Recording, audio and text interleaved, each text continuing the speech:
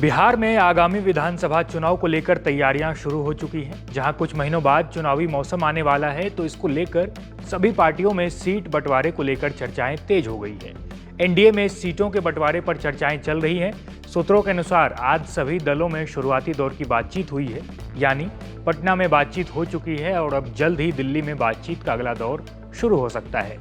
अब इस बैठक के बाद कई सारे अपडेट्स आए हैं। इसके बाद कई सारे सवाल भी हैं कि भाजपा और जदयू में बड़े भाई की भूमिका में कौन रहेगा, चिराग पासवान की पार्टी को कितनी सीटें मिलने जा रही हैं और इस बार के टिकट बंटवारे में किन किन बातों का ध्यान रखा जाएगा।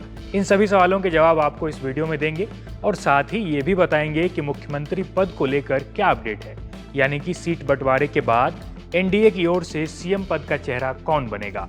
नमस्कार, मेरा नाम है जयदीप और आप देख रहे हैं India.com। आगामी विधानसभा चुनाव को लेकर एनडीए के भीतर सीटों के बंटवारे का फॉर्मूला लगभग तय हो चुका है और सीट बंटवारे को लेकर खबर यही आ रही है कि जदयू और बीजेपी में लगभग बराबरी की स्थिति बनी है और साथ ही गठबंधन के अन्य दलों को भी अच्छा हिस्सा मिलने वाला है। बताया जा रहा है कि 243 सीटों की विधानसभा में जदयू को 102 से 103 सीटों पर चुनाव लड़ सकती है, तो वहीं बीजेपी 101 से 102 सीटों पर अपने उम्मीदवार उतार सकती है। बाकी बची करीब 40 सीटें गठबंधन के अन्य सहयोगी दलों में बांटा जाएगा। इन घटक दलों में चिराग पासवान की लोक जनशक्ति पार्टी, मांझी का हिंदुस्तान आवाम मोर्चा और राष्ट्रीय लोक मोर्चा भी शामिल है। इनमें सबसे बड़ा हिस्सा चिराग के लोजपा को मिल सकता है। इसका कारण ये है कि चिराग की पार्टी के पास अभी बिहार में कुल 5 सांसद हैं, इसलिए ऐसा कहा जा रहा है कि एलजेपी को यानी चिराग पासवान की पार्टी को लगभग 25 से 28 सीटें मिलने की संभावना है। अब बात करते हैं कि किन आधारों पर सीटों का बंटवारा किया जा सकता है। तो आपको बता दें कि इस बार के सीट बंटवारे में जमीनी हकीकत और जातीय समीकरणों का खास ध्यान रखा जाएगा। इस बात पर सहयोगी दलों में भी सहमति बन गई है। बिहार में अक्सर ये देखा जाता है कि उम्मीदवारों के चयन में जातीय पृष्ठभूमि पर भी गौर किया जाता है। भले ही ये ठीक बात ना हो, लेकिन जाति बिहार की एक ऐसी सच्चाई है जिसे चाहकर भी नजरअंदाज नहीं किया जा सकता और इसी फॉर्मूले पर जातीय समीकरणों को साधते हुए टिकट बांटे जाते हैं। इसके अलावा जो एक बड़ा सवाल है वो ये है कि अगर एनडीए चुनाव जीतती है तो मुख्यमंत्री का चेहरा कौन होगा। नीतीश कुमार अभी बिहार एनडीए का चेहरा है, लेकिन कई बार सीएम नीतीश को लेकर गठबंधन के अंदर ही बगावत जैसी खबरें भी सामने आती रहती हैं। ऐसे में सवाल है कि क्या बीजेपी ज़्यादा सीटों के बाद भी नीतीश के सामने हथियार डाल देगी या फिर नीतीश बाबू के नीचे से कुर्सी खिसकाई जाएगी।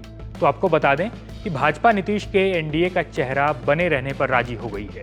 ऐसा कहा जा रहा है कि मुख्यमंत्री पद के चेहरे को लेकर चल रही अटकलों पर बीजेपी ने विराम लगा दिया है।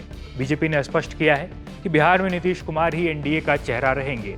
आगामी चुनाव प्रधानमंत्री नरेंद्र मोदी और मुख्यमंत्री नीतीश कुमार के नाम और काम पर ही लड़ा जाएगा। एक और जो बड़ा अपडेट है वो ये है कि बिहार में नीतीश ही बड़े भाई की भूमिका में रहेंगे। बीजेपी और जदयू ने बिहार में कई विधानसभा चुनाव मिलकर लड़े हैं और इनमें जदयू ने हमेशा बीजेपी से अधिक सीटों पर चुनाव लड़ा है, जो नीतीश कुमार की बड़े भाई की भूमिका को दर्शाती है।